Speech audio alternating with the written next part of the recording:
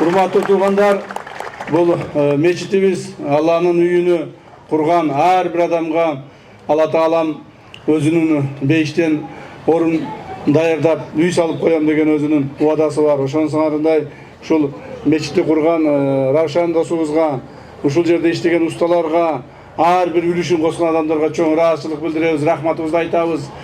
Элибизде ушундай жакшы жактарга үндөгөн, тарбиялаган үйлөрүбүз көбөйө берсин, мамлекетибиз өсүп өнө берсин.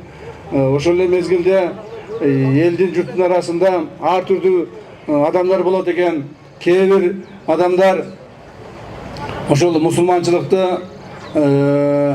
жабынып алып, мусулманчылыгыбызды башка нукка буруп кетейин деп аракет кылгандар дагы чыгып атат. Алардын баарына өзүңүздөр сак болосуздар деген ойдомун.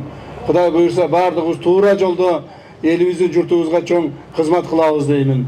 Урматтуу эл журт, мамлекетибиздин башчысы, урматтуу президентибиз Садыр Нуркожоевич ошо ар бирибизди элге ак кызмат кылууга, элибиздин журтубуздун алдында жүзүбүз жарык болуп, кызматта болобузбу, кызматта болбойбузбу, эл арасында ушу жакшы жүрүүгө ар дайым бизди багыттап турат.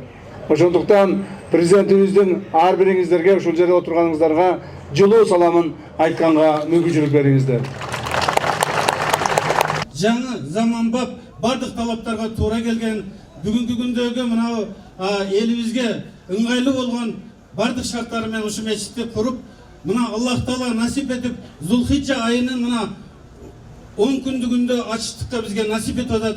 Мына 2 күндөн кийин Курман айтыңыздар менен бардыгыңыздарды куттуктап кетүүгө уруксат этиңиздер. Ушул мечит ынтымактын мечити болсун, достуктун мечити болсун, биримдиктин мечити болсун. Кудай буйруса ушул жерде карылар чыксын, алымдар чыксын, дүйнөдү дүңгүрөткөн биздин Кыргызстандын желегибизди желбиреткен биздин жаштарыбыз өссүн, өнсүн. Аман болуңуздар, бар болуңуздар.